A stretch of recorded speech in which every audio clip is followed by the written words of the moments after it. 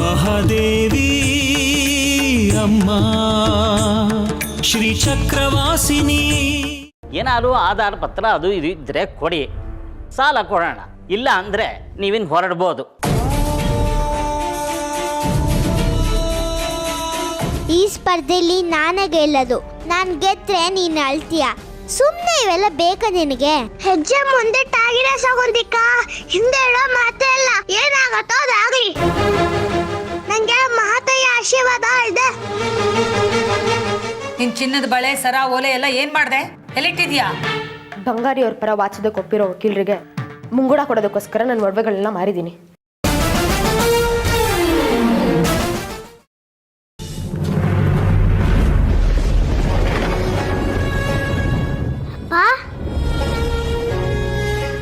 ಹೇಗಿದ್ದೀರ ಅಜ್ಜಿ? ಹೇಗಿದೆಯಾ ಮಗಳೇ? ಚೆನ್ನಾಗಿದ್ದೀನಪ್ಪ. ಅಜ್ಜಿಗೇನು ತೊಂದರೆ ಕೊಡ್ತಿಲ್ಲ ತಾನೆ?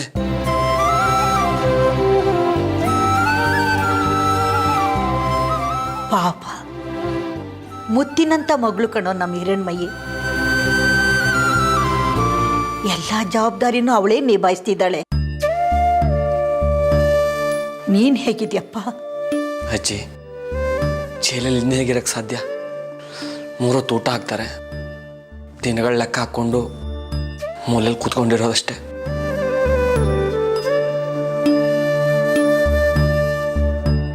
ನೀನೇನು ಚಿಂತೆ ಮಾಡಬೇಡ. ಈಗ ನಮ್ಮ ರಶ್ಮಿ ದೊಡ್ಡ ವಕೀಲರನ್ನೇ ಹಿಡ್ದಿದ್ದಾಳೆ. ಮೇಲಿನ ನ್ಯಾಯಾಲಯದಲ್ಲಿ ವಕೀಲರು ಖಂಡಿತ ನಿನ್ನನ್ನು ಬಿಡಿಸ್ತಾರೆ. ದೊಡ್ಡ ವಕೀಲರು ಅಂದ್ರೆ ಅವ್ರ ಶುಲ್ಕನೂ ಜಾಸ್ತಿ ಇರುತ್ತೆ. ದುಡ್ಡಿಗೇನು ಮಾಡ್ತೀರಾ? ಶುಲ್ಕ ಜಾಸ್ತಿ ಏನೋ ನಿಜ ಕಣೋ. ಅವರು ಅದು 3 ಲಕ್ಷ ಕೆಡ್ತಿದ್ದಾರೆ. ಅದನ್ನು ಕೊಡೋದಿಕ್ಕೆ ಎಲ್ಲ ಸಿದ್ಧತೆನೂ ಆಗ್ತಿದೆ. ಸಿದ್ಧತೆ ಆಗ್ತಿದೆ ಅಂದ್ರೆ ಅದೇಗೆ ಸಿದ್ಧತೆ ಆಗ್ತಿದೆ? ಅಷ್ಟೊಂದು ಹಣ ನಮ್ಮ ಹತ್ರ ಇಲ್ಲ. ಹೇಗೆ ಹೊಂದಿಸ್ತಿದ್ದೀರ ಅಷ್ಟೊಂದು ಹಣನ? ಅಪ್ಪ,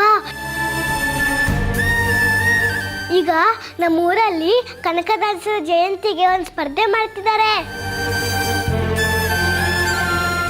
ನಾನು ಅದರಲ್ಲಿ ಭಾಗವಹಿಸ್ತಾ ಇದ್ದೀನಿ. ಎಷ್ಟೇ ಕಷ್ಟ ಆದ್ರೂ ಸರಿ, ನಾನು ಅದರಲ್ಲಿ ಗೆದ್ದೇ ಗೆಲ್ತೀನಿ. ಅದ್ರಲ್ಲಿ ಬರೋ ಹಣನ ವಕೀಲರಿಗೆ ಕೊಟ್ಟು ನಿನ್ನ ಆಚೆ ಬರೋಂಗ್ ಮಾಡ್ತೀನಿ. ನೀನು ಚಿಂತೆ ಮಾಡ್ಬೇಡಪ್ಪ. ಏನ್ ಹೇಳ್ತಿದ್ಯಾ ಮಗಳೇ ನೀನು? ನಿನ್ನ ಮಗಳು ಒಂದು ಸ್ಪರ್ಧೆಯಲ್ಲಿ ಭಾಗವಹಿಸಿ ವಕೀಲರಿಗೆ ದುಡ್ಡು ಕೊಡೋದಕ್ಕೆ ಎಲ್ಲ ಸಿದ್ಧತೆನೂ ಮಾಡ್ಕೊಂಡಿದ್ದಾಳೆ. ನೀನೇನು ಯೋಚನೆ ಮಾಡಬೇಡ. ನಿನ್ ಬಿಡುಗಡೆ ಆಗೇ ಆಗತ್ತೆ. ಬೇಕಾಗಿಲ್ಲ. ನನ್ನ ಮಗಳು ಎಲ್ಲೂ ಓಡಾಡಬೇಕಾಗಿಲ್ಲ. ಆ ದುಡ್ಡಲ್ಲಿ ನನ್ನ ಬಿಡುಗಡೆ ಆಗೋದು ಬೇಡ.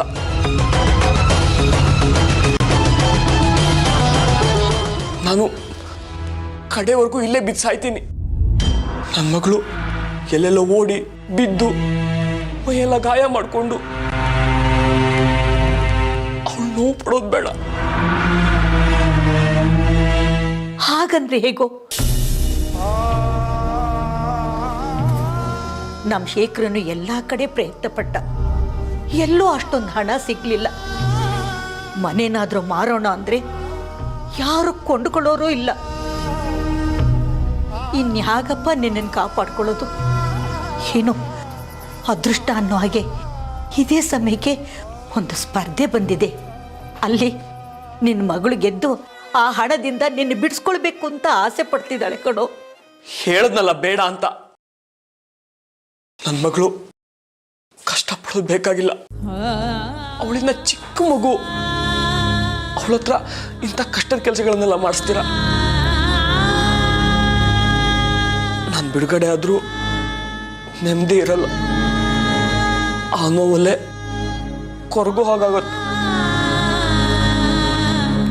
ಆಯ್ತು ಬಿಡಪ್ಪ, ನಿಂಗಿಷ್ಟ ಇಲ್ಲ ಅಂದ್ರೆ ನಾನೆಲ್ಲೂ ಹೋಗಲ್ಲ, ಯಾವ ಸ್ಪರ್ಧೆಯಲ್ಲೂ ಭಾಗವಹಿಸಲ್ಲ. ನನಗೆ ನೀನ್ ಚೆನ್ನಾಗಿರೋದು ಮುಖ್ಯ. ನಾನೆಲ್ಲೂ ಹೋಗಲ್ಲ, ನೀನ್ ಬೇಜಾರು ಮಾಡ್ಕೋಬೇಡ. ನಡ್ರಿ ನಡಿಯಮ್ಮ ನಡ್ರಿ ಸಾಹೇಬ್ರ ಬಂದು ನಮ್ಮನ್ನ ಬೈತಾರೆ ನಡ್ರಿ ಸಾಹೇಬ್ರೆ ಒಂದ್ ನಿಮಿಷ. ಏ ಸುಮ್ಮನೆ ಸಾಹೇಬ್ರ ನಮ್ಮನ್ನ ಬೈತಾರೆ ಬಾರಮ್ಮ ಬಾ ಈ ಕಡೆ ಬಾ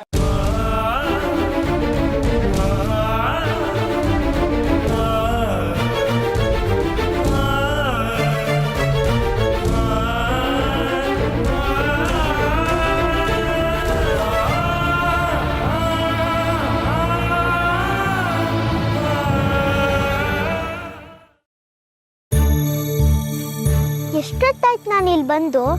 ಈ ಪ್ರಕಾಶ ಸರಿಯಾದ ಸಮಯಕ್ಕೆ ಬರೋದೇ ಇಲ್ಲ.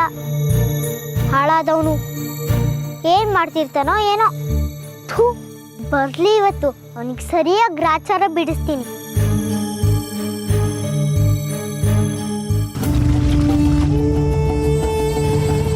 ಅಯ್ಯೋ, ಇವಳು ಇಲ್ಲಿ ಬರ್ತಿದ್ದಾಳೆ. ಇವಳಿಗೂ ಗ್ರಾಚಾರ ಬಿಡಿಸ್ಬೇಕು ಅಂತಿದ್ದೆ, ಒಳ್ಳೇದಾಯ್ತು. ಒಟ್ನಲ್ಲಿ ಯಾರಿಗಾದ್ರೂ ಗ್ರಾಚಾರ ಬಿಡಿಸೋದು ಗ್ಯಾರಂಟಿ. ಪ್ರಕಾಶ ತಪ್ಪಿದ್ರೆ ವೀಣಾ. ಏನೇ ಸೌಗಂಧಿ, ಯಾಕೆ ಸುಮ್ಮನೆ ನಿಂತಿದ್ಯಾ? ಯಾರು ಆಟ ಆಡಕ್ಕೆ ಬರಲ್ಲ ಅಂದ್ರಾ? ಅಷ್ಟು ಧೈರ್ಯ ಯಾರಿಗಿದೆ? ಅದಿರ್ಲಿ, ನೀನೆಲ್ಲಿಂದ ಬರ್ತಿದ್ಯಾ? ಅದೆಲ್ಲ ನಿಂಗೆ ಬೇಕು, ಬಿಡು. ಆಯ್ತು, ಇದನ್ನ ಬಿಡ್ತೀನಿ. ನಾನು ನಿನಗೊಂದು ಪ್ರಶ್ನೆ ಕೇಳ್ತೀನಿ, ಸುಳ್ಳು ಹೇಳ್ಬಾರ್ದು. ಕೇಳು, ನೀನೇನೇ ಕೇಳಿದ್ರು ನಾನು ನಿಜಾನೇ ಹೇಳ್ತೀನಿ. ನಾನು ನಿಂತರ ಅಲ್ಲ.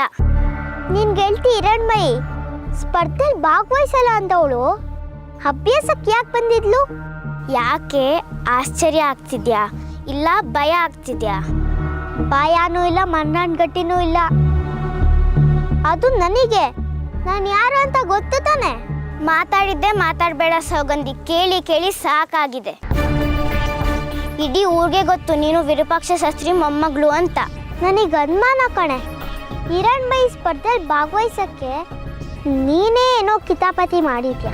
ಇದ್ರೊಳಗೆ ಸುಳ್ಳು ಹೇಳೋ ಅಂಥದ್ದೇನಿದೆ? ಹೌದು, ನಾನೇ ಹೇಳ್ದವಳಿಗೆ ಸ್ಪರ್ಧೆಯಲ್ಲಿ ಭಾಗವಹಿಸು ಅಂತ. ಏನಿವಾಗ? ಓಹೋ, ಈ ಸ್ಪರ್ಧೆಯಲ್ಲಿ ಗೆದ್ದು ಬಿಡ್ತಾಳ ಅವಳು? ಅಥವಾ ನೀನೇ ಅವಳ ಪರವಾಗಿ ಗೋಡಿ ಗೆಲ್ಸ್ತೀಯಾ? ನೋಡು, ನಿನ್ನ ಮಾತಲ್ಲೇ ಗೊತ್ತಾಗುತ್ತೆ ನೀನು ಎಷ್ಟು ಹೆದರ್ಕೊಂಡಿದ್ಯಾ ಅಂತ. ಅಂದ್ರೆ ನೀನು ಸ್ಪರ್ಧೆಯಲ್ಲಿ ಗೆಲ್ಲಲ್ಲ ಅಂತ ನಿಂಗೆ ಅನುಮಾನ ಶುರು ಆಗಿದೆ ಅಲ್ವಾ? ಅದೇಗಷ್ಟು ಖಚಿತವಾಗಿ ಹೇಳ್ತೀಯಾ ಹಿರಣ್ಮಯಿನೇ ಗೆಲ್ಲೋದು ಅಂತ? ಅವಳು ಈ ಸ್ಪರ್ಧೆಗೆ ಭಾಗವಹಿಸೋಕ್ಕೆ ಬಲವಾದ ಕಾರಣನೇ ಇದೆ. ಅದಕ್ಕಾದ್ರೂ ಅವಳು ಈ ಸ್ಪರ್ಧೆಯಲ್ಲಿ ಗೆಲ್ಲೇಬೇಕು. ಅದೇನಪ್ಪ ಅಷ್ಟು ದೊಡ್ಡ ಕಾರಣ? ಈ ಸ್ಪರ್ಧೆಯಲ್ಲಿ ಅವಳೇನಾದ್ರೂ ಗೆದ್ರೆ ಬಹುಮಾನ ಬರೋ ದುಡ್ಡಲ್ಲಿ ಅವ್ರ ಅಪ್ಪನ ಬಿಡಿಸ್ಕೊಂಡು ಬರ್ತಾಳೆ. ಓಹೋ, ಆಗ ಯಾವುದೇ ಕಾರಣಕ್ಕೂ ಅವಳು ಗೆಲ್ಲಕ್ಕೆ ನಾನು ಬಿಡಲ್ಲ. ನೋಡೋಣ, ಸ್ಪರ್ಧೆ ಶುರು ಆಗಲಿ, ಫಲಿತಾಂಶ ಬರಲಿ. ನಿನ್ನ ಹತ್ರ ಮಾತಾಡ್ತಿದ್ರೆ ಮಾತಾಡಿದ್ದೇ ಮಾತಾಡಬೇಕು.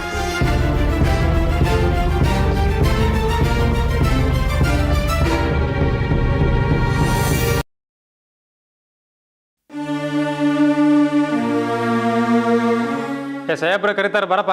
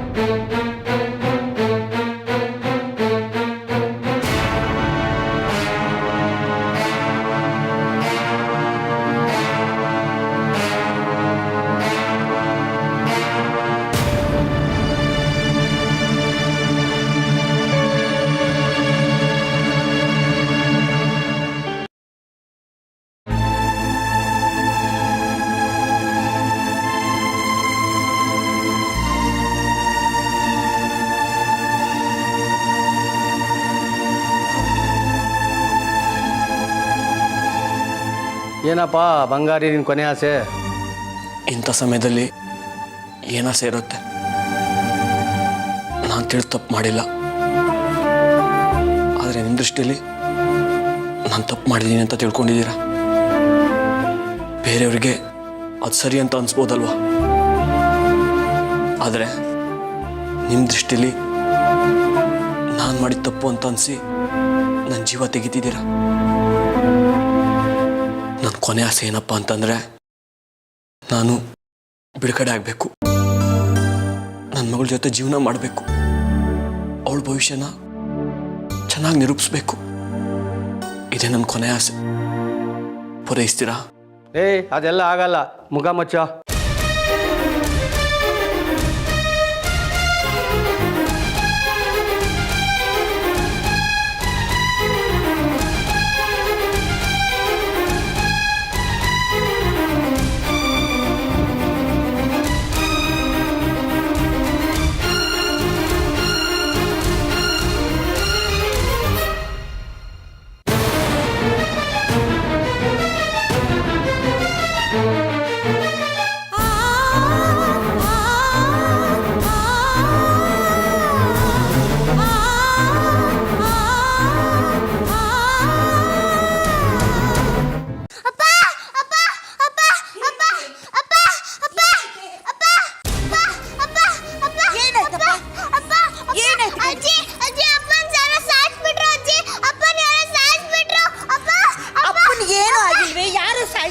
ನಿಮ್ಮಪ್ಪ ಜೈಲಲ್ಲಿದೆ ಕಣೆ.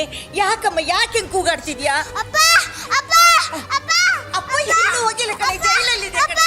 ಇಲ್ಲ ಕಣೆ, ಇಲ್ಲ ಕಣೆ, ಅವನು ಯಾರನ್ನ ಸಾಯಿಸಲ್ಲ ಕಣೆ, ಅವನು ಜೈಲಲ್ಲಿದ್ದಾನೆ ಕಣೆ. ಇಷ್ಟೊತ್ತಲ್ಲಿ ಬಿಡೋದಿಲ್ಲ ಕಣೆ, ಅಲ್ಲಿ ಬಿಡಲ್ಲ ಕಣೆ. ಬೇಡ, ಹಠ ಮಾಡಬೇಡ ಕಣೆ, ಜೈಲಲ್ಲಿ ಬಿಡಲ್ಲ ಕಣೆ. ಅಲ್ಲಿ ಹಠ ಮಾಡ್ಬಿಡ್ವೆ, ನನ್ನ ಮಾತು ಕೇಳಿ. ಇಲ್ಲ ಕಣೆ, ಅಲ್ಲಿ ಬಿಡಲ್ಲ ಕಣೆ, ಹಠ ಮಾಡಬೇಡ. ಅಯ್ಯೋ ತ್ರಿಪುರ ಸುಂದರಿ,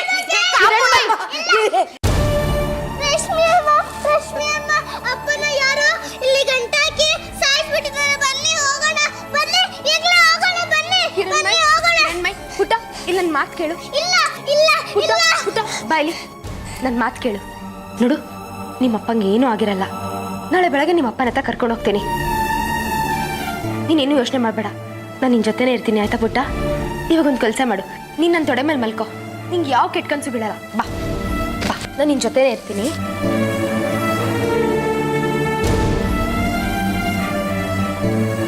ಅಪ್ಪ ಅಪ್ಪ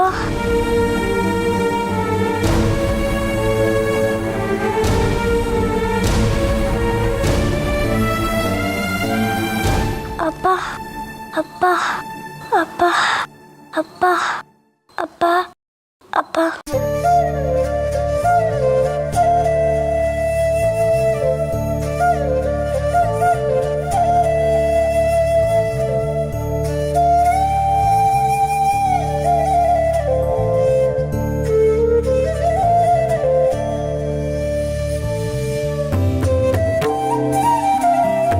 ರಶ್ಮಿ,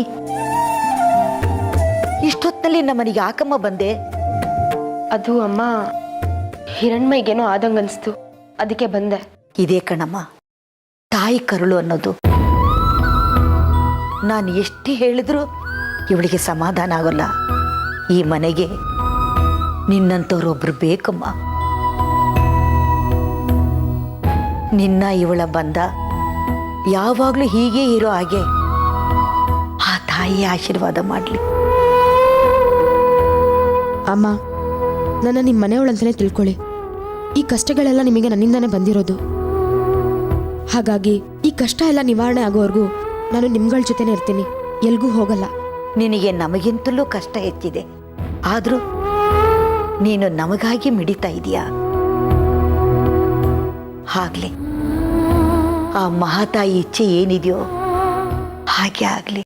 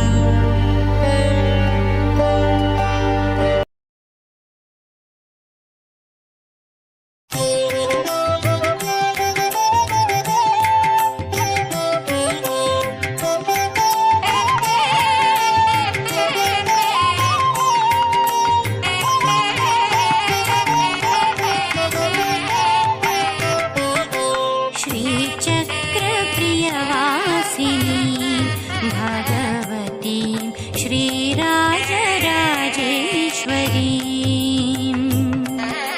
श्रीचक्रप्रियवासिनी भगवती श्रीराजराजेश्वरी.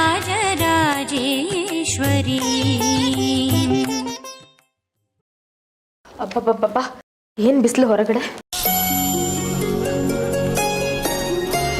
ಅಮ್ಮ ಒಂದು ಲೋಟ ನೀರು ತಗೊಂಬಾ. ಅಪ್ಪ ತಿಂಡಿ ತಿಂದ್ರಾ? ಯಾಕಪ್ಪ ಮೌನವಾಗಿದ್ದೀರಾ? ನನ್ನ ಹತ್ರ ಮಾತಾಡಲ್ವಾ? ಮಾತಾಡೋದಕ್ಕೆ ಏನಮ್ಮ ಇದೆ ಈ ಮನೆಯಲ್ಲಿ? ಎಲ್ಲ ನಿರ್ಧಾರಗಳನ್ನು ನೀನೇ ತಗೊಳ್ಳೋದು. ನಾವು ಬರೀ ಪ್ರೇಕ್ಷಕರು ಮಾತ್ರ. ನೋಡೋರ್ಗೆ ಮಾತಾಡೋ ಅವಕಾಶ ಎಲ್ಲಿರುತ್ತೆ ಹೇಳು? ಒಟ್ನಲ್ಲಿ ನೀವ್ ಹೇಳ್ದಾಗ ಕೇಳಿದ್ರೆ ಅದು ಸರಿ, ನನಗನ್ಸ್ದಾಗ ನಾನು ಮಾಡಿದ್ರೆ ಅದು ನಿಮ್ ದೃಷ್ಟಿಲಿ ತಪ್ಪು ಅಲ್ವಾ? ನಾವು ಹೇಳಿದ್ದನ್ನು ನೀನು ಯಾವತ್ತು ಕೇಳಿದೀಯಾ? ಆನೆ ನಡೆದದ್ದೇ ದಾರಿ ಅನ್ನೋ ಥರ ನಡ್ಕೊಂಡು ಬರ್ತಾ ಇದೀಯಾ. ಅಲ್ಲಮ್ಮ, ನೀನು ಓದಬೇಕು ಅಂತ ಹೇಳಿದೆ, ನಾವು ಓದಿಸಿದ್ವಿ. ಆಮೇಲೆ ನೀನು ಪೊಲೀಸ್ ಕೆಲಸಕ್ಕೆ ಸೇರ್ಕೋಬೇಕು ಅಂದೆ. ನಿಮ್ಮಮ್ಮ ಬೇಡ ಬೇಡ ಅಂತ ವಿರೋಧ ವ್ಯಕ್ತ ಮಾಡಿದ್ರು. ನಾನು ಅವಳನ್ನು ಸಮಾಧಾನ ಮಾಡಿ ನೀನು ಪೊಲೀಸ್ ಕೆಲಸಕ್ಕೆ ಸೇರ್ಕೊಳ್ಳೋ ಹಾಗೆ ಮಾಡಿದೆ. ಆಮೇಲೆ ನೀನು ತಗೊಳ್ಳೋ ಯಾವ ನಿರ್ಧಾರಗಳಿಗೂ ನಾವು ಅಡ್ಡಿ ಬರಲಿಲ್ಲ. ಆದರೆ ಇತ್ತೀಚೆಗೆ ನೀನು ತಗೊಳ್ಳೋ ತೀರ್ಮಾನಗಳು ನಮ್ಮ ಮನಸ್ಸಿಗೆ ಸಮಾಧಾನ ಕೊಡ್ತಾ ಇಲ್ಲ ಕಣೆ. ಅದಕ್ಕೆ ನಾವೇ ಮೌನವಾಗಿದ್ಬಿಡೋಣ ಅಂತ ನಿರ್ಧಾರ ಮಾಡಿದ್ದೀವಿ. ಕೋಪದಲ್ಲಿ ಒಂದೆರಡು ಮಾತು ಹೇಳಿರ್ತೇನೆ, ಅಷ್ಟಕ್ಕೆ ಇಷ್ಟೊಂದು ಬೇಜಾರಾಗಿದ್ಯಾ? ಸರಿ ಬಿಡಿ, ಇನ್ನು ಮುಂದೆ ನೀವು ಹೇಳ್ದಾಗ ಕೇಳ್ತೀನಿ. ಇವಾಗ ನಾನು ಏನು ಮಾಡಬೇಕು?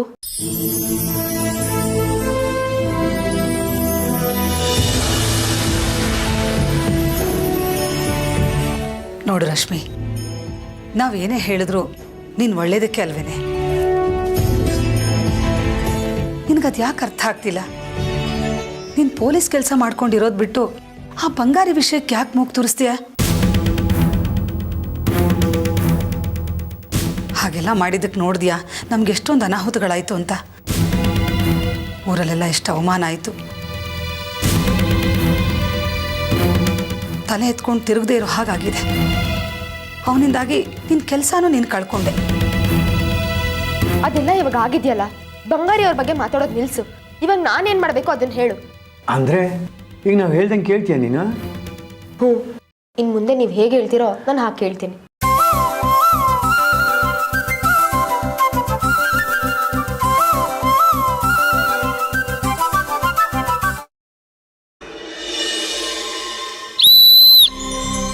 ಎಲ್ಲರೂ ಸಾಲಾಗಿ ನಿಂತ್ಕೊಳ್ಳಿ.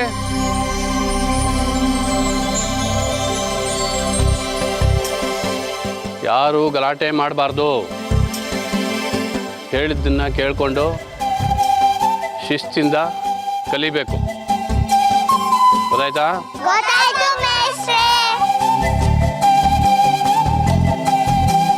ಇವತ್ತಿಂದ ಅಭ್ಯಾಸನ ಶುರು ಮಾಡ್ತಾ ಇದ್ದೀನಿ. ಎಲ್ಲರೂ ಶಿಸ್ತನ್ನ ಕಲಿಬೇಕು. ಗೊತ್ತಾಯ್ತಾ? ಮೊದಲನೇದಾಗಿ ಗೆಲ್ತೀನಿ ಅನ್ನೋ ಛಲ ಇರಬೇಕೆಲ್ಲರೂ. ಇನ್ನೊಬ್ಬರನ್ನ ಮೋಸ ಮಾಡಿ ಗೆಲ್ಲೋದಲ್ಲ. ಅರ್ಥ ಆಯ್ತಾ? ನಮ್ಮ ಸಾಧನೆ ಗುರಿ ತಲುಪುವ ಛಲದಿಂದ ಗೆಲ್ಲಬೇಕು. ಆಗಲೇ ನಮ್ಮ ಗೆಲುವು ನಮಗೆ ಖುಷಿ ಕೊಡೋದು. ನಾನು ಹೇಳಿದ್ದು ಎಲ್ಲರಿಗೂ ಅರ್ಥ ಆಯ್ತಾ?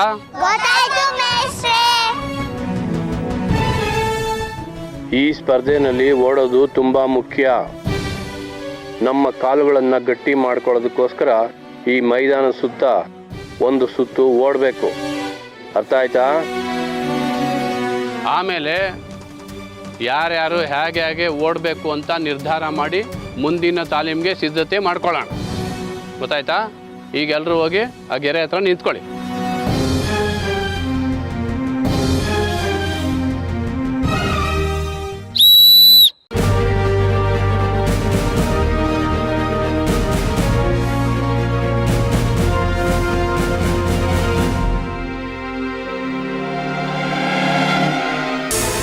ಗಿನ ಗಿನ ಗಿನ ಗಿನ ಗಿನ ಗಿನ ಗಿನ